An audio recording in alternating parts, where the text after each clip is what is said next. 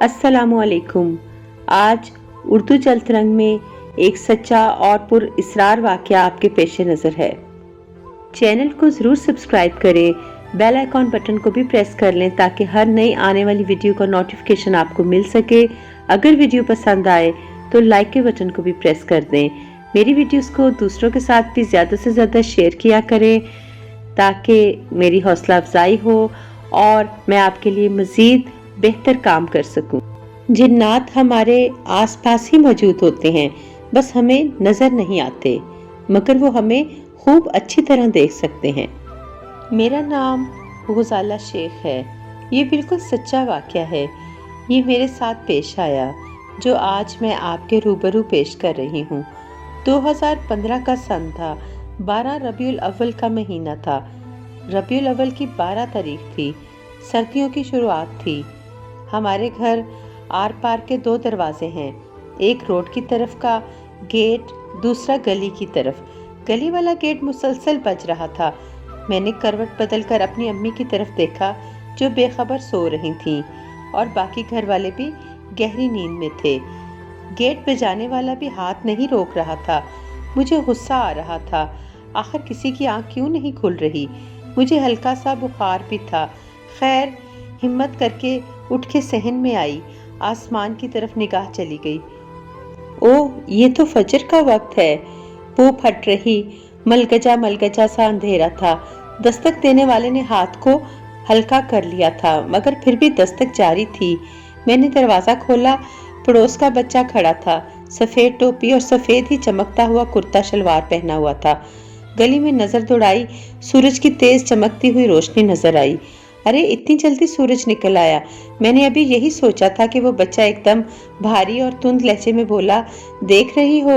मैंने नजर उठा के ऊपर की जानिब देखा।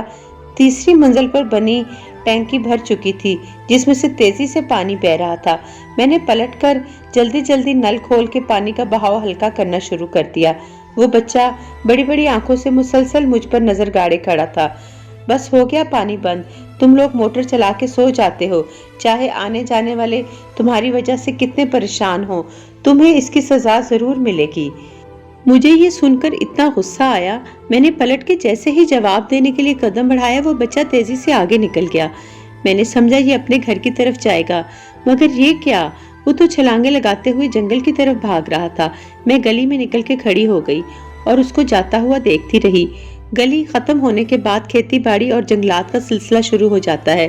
खैर, मैंने अंदर आके कुंडी लगाई और सोचने लगी, पता नहीं नमाज का वक्त है या खत्म हो गया। मैंने वजू करके आसमान की तरफ उंगली उठाई कलमा पढ़ने के लिए। अरे ये क्या, आसमान पर तो मुकम्मल तारीकी है, सितारे जगमगा रहे थे। मैंने दलान में आके सहन का बल्ब रोशन किया, फिर घड़ी की तरफ देखा। ओह मेरे अल्लाह, रात के 3 बज रहे हैं। मुझ पर कपकपी तारी हो गई। मैं भाग के कमरे में आई, अम्मी की तरफ देखा जो मुकम्मल गहरी नींद में थी। मेरी अम्मी को वैसे नींद बहुत कम आती थी। वो रात में कम, दिन में ज्यादा सोती थी। आज पता नहीं क्यों इतनी मदहोश सो रही थी। मैंने कंबल लपेटा और सो गई। सुबह अम्मी ने नाश्ते के लिए उठाया तो मुझे तेज बुखार था। अम्मी ने नाश्ता करवा के दवा खिला के दोबारा सुला दिया। 2-3 दिन इसी तरह बुखार में गुजर गए। डॉक्टर की दवाएं भी बेसूद साबित हो रही थी। फिर अम्मी ने पढ़ कर दम करना शुरू कर दिया। इसके बाद भी बुखार में कमी नहीं आ रही थी। फिर मोहल्ले की औरत ने अम्मी को बताया, आपके सामने घर में जो महबूब अली साहब रहते हैं, इनसे गुजाला को दम करवा लो, बहुत पहुंचे हुए आदमी हैं। अम्मी को तो यकीन ही नहीं आया और ना मेरे साथ गईं। सामने वाला घर था। मैं हिम्मत करके खुद ही चली गई। उनके बहू बेटे पोता पोती सब उन्हें अब्बा जी कहा करते थे।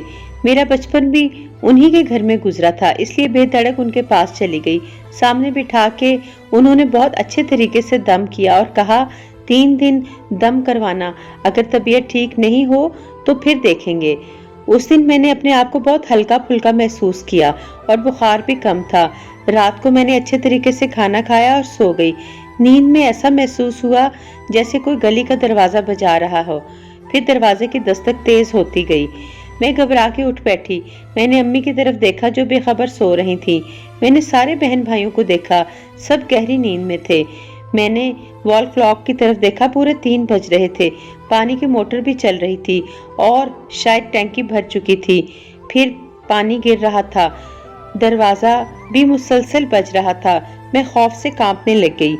समझ नहीं आ रहा था कि अम्मी को जगाऊं, मोटर बंद करूं या दरवाजा खोलूं। फिर एक जोरदार धमाका हुआ और मोटर में आग लग गई। धमाके की बदौलत सारा घर जाग गया और दरवाजा बजना बंद हो गया। धमाके की बदौलत मेरा दिमाग तारीकियों में डूब गया। जब आंख खुली तो दिन के 12 बज रहे थे। अम्मी ने महबूब अली अब्बा जी को बुलवा लिया था और वो मुझ पर दम कर रहे थे। मुझे होश आता देखकर सबकी जान में जान आ गई। बेटी बताओ क्या हुआ था? मेरा दिमाग काम नहीं कर रहा था। फिर अब्बा जी ने और अच्छे तरीके से दम किया। शाम असर मगरिब के दरमियान उसको दम करवाने लाजमी भेजना। वो अम्मी को तंबीह करके चले गए। फिर अम्मी मुझे खुद मगरिब से पहले लेकर गई। दम करने के बाद दोबारा पूछा, अब बताओ क्या हुआ था? फिर मैंने सारी बात मनोअन दोहरा दी। ठीक, अब तुम घर जाओ, कल बात करेंगे। दूसरे दिन मुझे दम करके घर भेज दिया। अम्मी को रोक लिया। अम्मी घर आई तो परेशान लग रही थी। भाई टैंकी की मोटर बनवा के ले आया था और उसको दोबारा उसी जगह लगा दिया। रात हुई, भाभी ने मोटर चलाई, पानी भरा, मोटर बंद किए बगैर सो गई।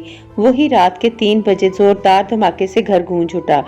पता चला मोटर में धमाका हुआ है और मोटर बंद हो चुकी है। किसी ने कहा मोटर ठीक नहीं बनवाई, किसी ने कहा चालू काम करके दिया है। घर में सब अलग अलग बातें कर रहे थे। सुबह हुई, मोटर को दोबारा अच्छे कारीगर के पास भेज दिया। 2 दिन बाद ठीक होकर आ गई, दोबारा फिट हो गई। रात हुई, पानी भर के मोटर बंद कर दी। 3-4 दिन एहतियात करके फिर भूल गए। रात के 3 बजे जोरदार धमाके से मोटर बंद हो गई। सारा घर उठ के बैठ गया। फिर सुबह फौरन सामने वाले अब्बा जी को बुलाया गया।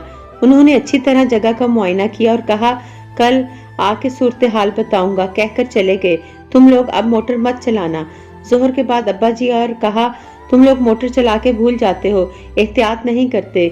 तुम लोगों की वजह से दूसरी मखलूक परेशान होती है। रबीउल अव्वल की रात को शहनशाह जन्नात की सवारी जा रही थी। तुम लोगों की टैंकी से पानी बह रहा था। उनकी सवारी बुरी तरह भीग चुकी थी। वो वापस पलट गए। दूसरे दिन रात को फिर भीग गए। तुम लोगों को खबरदार भी किया गया, मगर तुम लोगों ने तवज्जो नहीं दी। अब वो तुम लोगों को सजा दिए बगैर जान नहीं छोड़ेंगे। अब इस मोटर की जगह बदल दो और सब उस जगह खड़े होकर माफी मांगो तो शायद वो लोग जान छोड़ दें। हम सब ने मिलकर माफी मांगी, मोटर की जगह बदल दी। हम समझे शायद जान बख्शी हो गई है, मगर ऐसा नहीं था, बल्कि हम पानी को तरसने लगे। रोज मोटर में कुछ न कुछ हो जाता। अब्बा जी 1 महीने के लिए भारत चले गए थे। दिन रात अल्लाह से दुआएं मांगते। अब तो मोहल्ले वालों ने भी पानी देना बंद कर दिया था।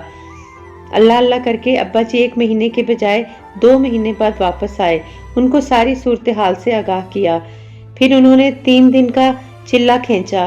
फिर सारी सूरत हाल से आगाह किया कि रबीउल अव्वल की रात को शहनशाह जन्नात हजूर अकरम सल्लल्लाहु अलैहि वसल्लम की महफिल में जा रहे थे। पानी में भीगने की वजह से वो महफिल में शिरकत न कर सके, इसलिए सख्त जलाल में आए हुए थे। बहुत माफी तलाफी के बाद इतना हुआ कि बस 1 घंटे रोज पानी भरते। अगर दूसरा घंटा शुरू हो जाता तो कभी प्लग जल जाता, कभी तार, कभी बटन। अब्बा जी ने हमारे लिए बहुत मेहनत की।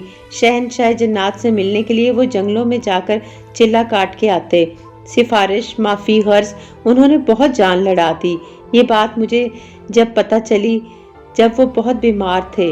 मुझे बेटी बनाया हुआ था। मैं उनकी तबीयत पूछने गई। इतनी बीमारी में वो भारत जाने की तैयारी कर रहे थे। सब बेटा बेटी रो रो के रोक रहे थे। वो एक ही बात दोहरा रहे थे, मेरे जाने का वक्त आ चुका है, सब कमरे से जाओ, कहकर मेरी तरफ मुतवज्जा हुए। पानी और मोटर के बारे में पूछा। फिर उन्होंने मुझे सारी सूरत हाल बताई जो मैंने आप तक पहुंचा दी है। दूसरी सुबह वो भारत रवाना हो गए। सबसे छोटा बेटा साथ चला गया।